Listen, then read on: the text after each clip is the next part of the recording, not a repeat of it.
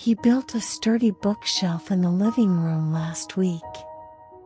It's kind of a hobby for him, building things. He says it helps him relax, but I think it's more about having control over something in this unpredictable world we live in. Anyway, I didn't think much of it at the time. I mean, who would? It was just a bookshelf. But looking back now, it feels like that was the beginning of everything going wrong. My name is Lisa, and I live with my husband, Marc, in a small apartment on the outskirts of Versailles.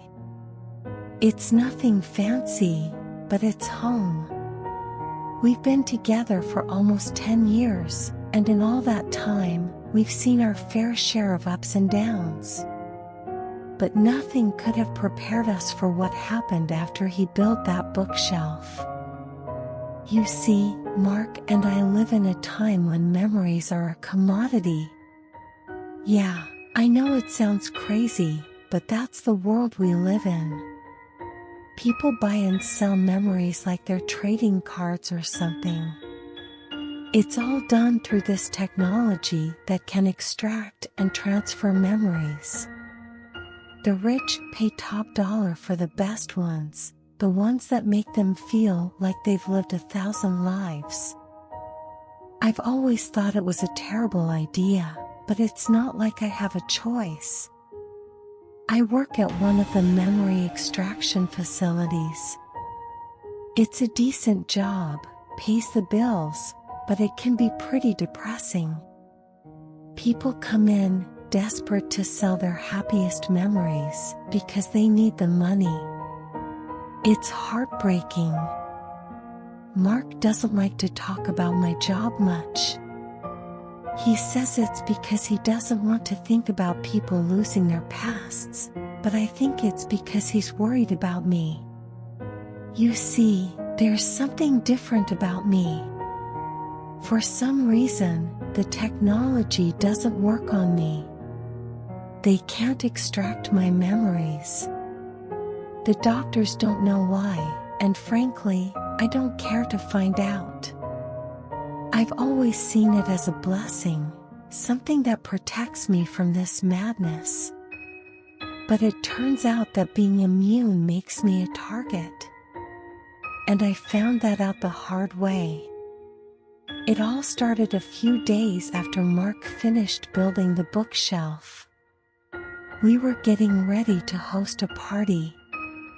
Just a small gathering, a few friends, nothing too crazy. Marc was in the living room, putting the finishing touches on his new creation, while I was in the kitchen, prepping the food. That's when the knock came at the door. It was unusual, considering we weren't expecting anyone until later. Marc went to answer it, and I could hear voices, low and tense. I couldn't make out what they were saying, but something about the tone set me on edge. When Marc came back, his face was pale.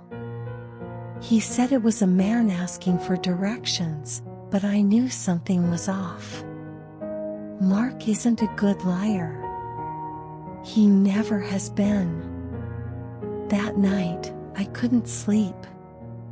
I kept hearing noises, whispers in the dark. I chalked it up to my imagination, but the feeling of unease wouldn't go away.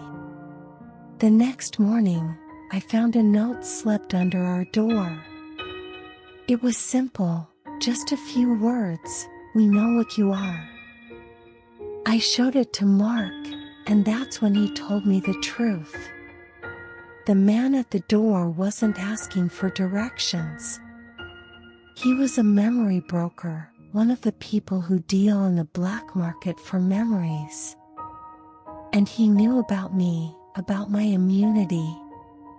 They wanted to extract my memories, to study them, to see if they could replicate whatever it was that made me different. We decided to leave town, to disappear for a while until things cooled down. But it wasn't that easy. They were watching us. Everywhere we went, there were eyes on us. We couldn't trust anyone. We had to be careful, always looking over our shoulders. One night, while we were staying at a small inn just outside the city, they caught up with us. I woke up to the sound of breaking glass.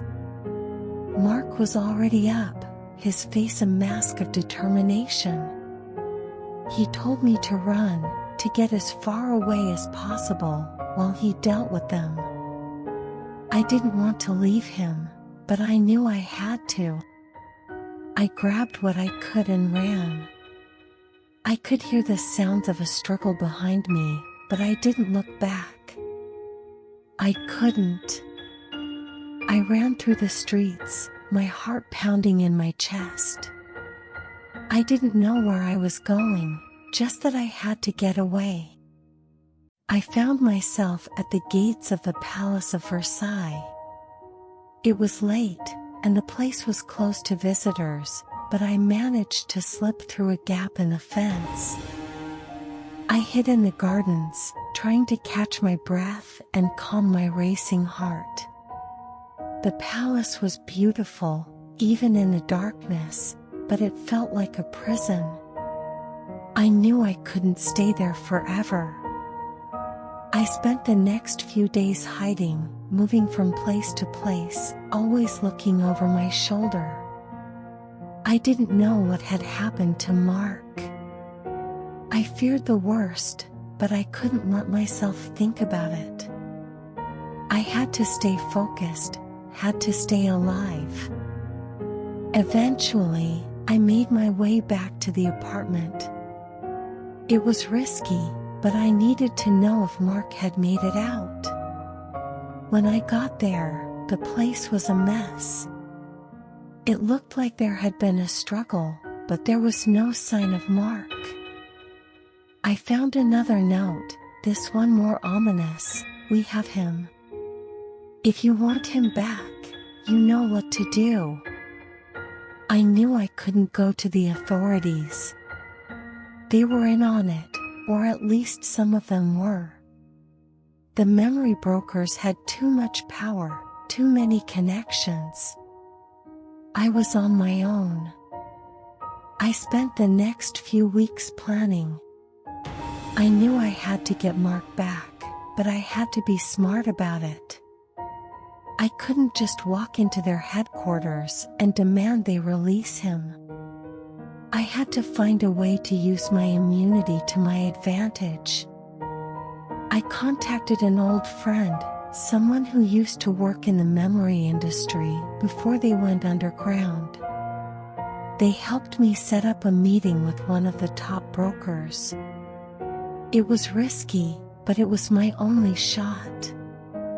The meeting took place in a dingy warehouse on the outskirts of Paris. I walked in, my heart pounding, knowing this could be the end. But I had to try. The broker was a cold, calculating woman. She didn't waste time with pleasantries. She told me they wanted to study me, to find out why I was immune. In exchange, they would release Marc. I agreed, on the condition that I could see Marc first. She laughed, but she agreed. They brought him out, and my heart broke. He looked terrible, beaten and bruised, but he was alive. They took me to a lab, strapped me to a chair, and started their tests. It was painful, invasive, but I endured it. I kept thinking of Marc, of getting him out of there.